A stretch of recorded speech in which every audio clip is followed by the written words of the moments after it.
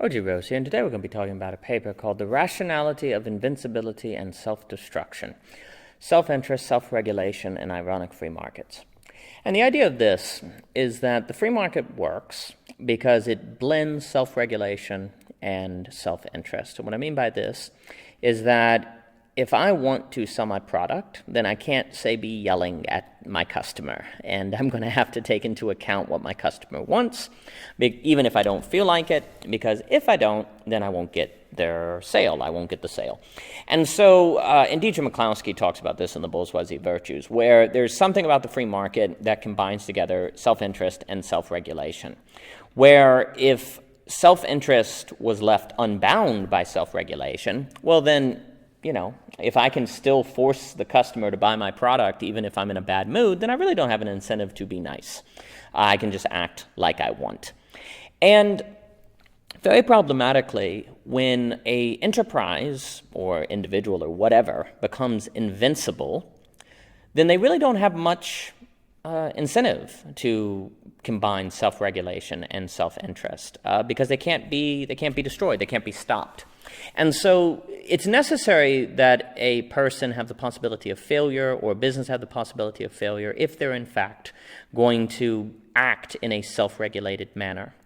Well, this is a problem, and also it's important to realize that the reason free markets work is because self-interest and self-regulation go together, and why they benefit so many people, because there's a natural restriction that it puts on our urges and self-interest, where we have to take into account other people, and therefore it leads to non-zero sumness, where all the boats rise together. Or at least it's supposed to, because here's the problem. If we really do have a lot of too-big-to-fail entities in the economy today, as are led to believe because of the 2008 financial crisis, and also the fact that the conditions of the 2008 financial crisis are still in play and haven't really changed, well, then too-big-to-fail entities do not have an incentive to keep together self-regulation and self-interest. And that's very problematic because if those entities don't so synthesize those dimensions, and it is in fact those dimensions combined that make the free market work well, then too big to fail entities could very much be the end of capitalism and is going to result in capitalism moving more in a direction of zero-sumness as opposed to non-zero-sumness. And also it's probably not going to generate the same level of self-regulation that makes living in a capitalist society pleasant, per se, not as bad, per se, and makes people better at living together, precisely because they do have to maintain self-regulation in order to reach the ends of their self-interest. But here's also an irony. Supporters of the free market constantly talk about how it is rationality that leads the market to doing well, because self-interest and rationality go together, and so in a free market, people pursue their self-interest, they therefore act rationally, and that the market is quote-unquote rational. Well, let's assume that's true. What's more rational than becoming invincible? I mean, if you can make it to where you can never fail and never go bankrupt, and you never have to self-regulate yourself in a way that you don't want to, well, that's extremely rational. And so the paper is going to argue very problematically that the rationality of the market, in order to work well and increase non-zero sumness, must combine self-interest and self-regulation, but it is rational for that rationality to become invincible and therefore lose the incentive to keep together self-interest and self-regulation. That at the heart of capitalism is a kind of irony and a kind of potential paradox, where the rationality that makes it so prosperous would seek to reach a stage in which it becomes non-prosperous. Excuse me. So then the question, of course, becomes, is it possible to keep free market rationality from achieving an ends of which make it invincible and therefore not productive? Well, this gets into where it's very important that the free market not have access to, say, the state through K Street, through lobbying and things like that, because the state is by definition invincible if the society is to be around, and if the market can corrupt the state, well, that's going to probably contribute it to being not functioning well due to an increase of too big to failness of bigness, I guess, to use that Leopard Co idea. So we really want the free market not to become a mixed market, because if it becomes a mixed market, then there's probably going to be size of certain entities will probably be a problem.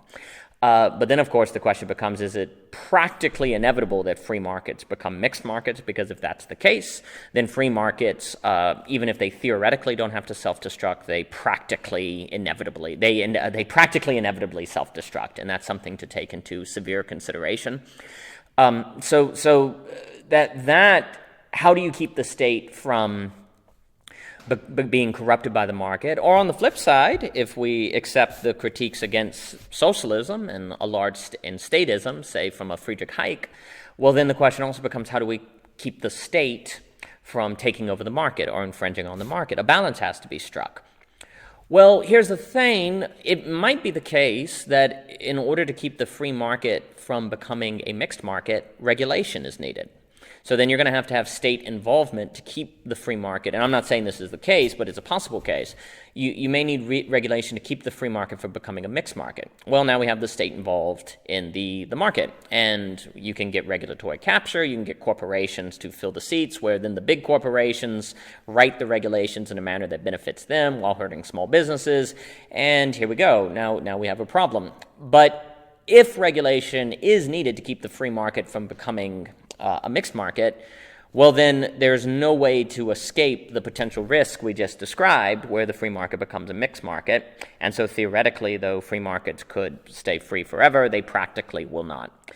And that would be a significant problem, especially if it is the case that capitalism is the best socioeconomic system out there. If it really has proven to be the best at lifting the poor out of poverty, increasing the middle class, and yet the best system we've got entails some essential contradictions, some essential tensions, well, this could be a very significant problem. And if we also follow the work of someone like Friedrich Hayek, who warns that there's something about big systems that attract the worst kind of people, because good people don't tend to like controlling others. Good people are interested in other things than power, while bad people love power and they love controlling people and get a thrill from it, generally speaking. So the point he's making is that there's something about big systems of which naturally attract the worst kind of people. Well, if that's the case, then these big corporations or a big state are going to attract low-quality people, and those low-quality people will have power over us, which would be a problem. And then, of course, you have the thinking of, say, a Leopard Coe, who argues we need to stop thinking in terms of left and right, but and start thinking in terms of big and small, and that any ideology, when plugged up with big enough of a system, will be a problem, will be a force of destruction, and will lead to a lot of unintended consequences.